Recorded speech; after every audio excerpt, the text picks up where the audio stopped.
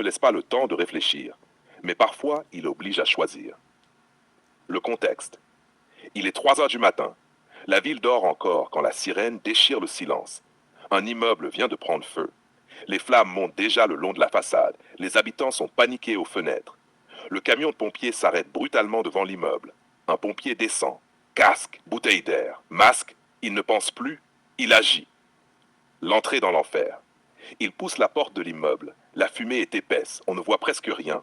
La chaleur est violente, le bois craque, le feu respire comme une bête. Soudain, un cri, une voix faible. Au secours! Le pompier monte l'escalier. La découverte. Au 2e étage, il entend 2 appels différents. À gauche, une pièce. Un enfant coincé dans une chambre. À droite, dans le salon. 2 adultes piégés sous une poutre tombée. Le feu progresse. Le plafond commence à céder. Le pompier comprend immédiatement. Il n'a le temps que pour une seule intervention. Le dilemme. 2 choix, 2 directions, 2 vies ou peut-être 3. S'il va à gauche, il peut sauver l'enfant. S'il va à droite, il peut sauver 2 adultes. Le feu avance, la fumée devient irrespirable. La décision doit être prise maintenant. Ce qui se passe dans la tête du sauveteur. Dans ces moments, le cerveau ne raisonne pas comme dans un débat. Il applique ce que les secours appellent le triage. Le triage est un principe utilisé en médecine d'urgence et en catastrophe. Le principe est simple. Sauver le plus de vies possible, sauver ceux qui ont le plus de chances de survivre, agir dans le temps disponible. Mais la réalité est beaucoup plus dure, car derrière chaque décision, il y a un visage. La décision. Le pompier ferme les yeux une seconde. Puis, il choisit. Il court dans une direction. Il agit vite, très vite.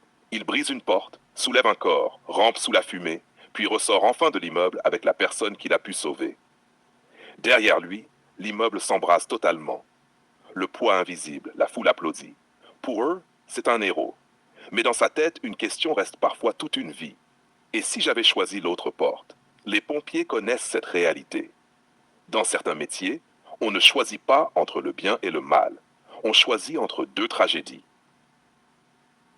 La leçon nous rappelle une chose essentielle. Dans la vie quotidienne, nous débattons longtemps pour des choses simples. Mais certains hommes et certaines femmes vivent dans un monde où chaque seconde compte, chaque décision pèse. Chaque choix peut sauver ou perdre une vie. Conclusion. Un pompier m'a dit un jour une phrase que je n'ai jamais oubliée. Open quote. On ne choisit pas qui mérite d'être sauvé. On choisit ce que le temps nous permet de sauver. Close quote. Et dans ce genre de moment, il n'y a pas de bonne réponse. Il n'y a que le courage de décider.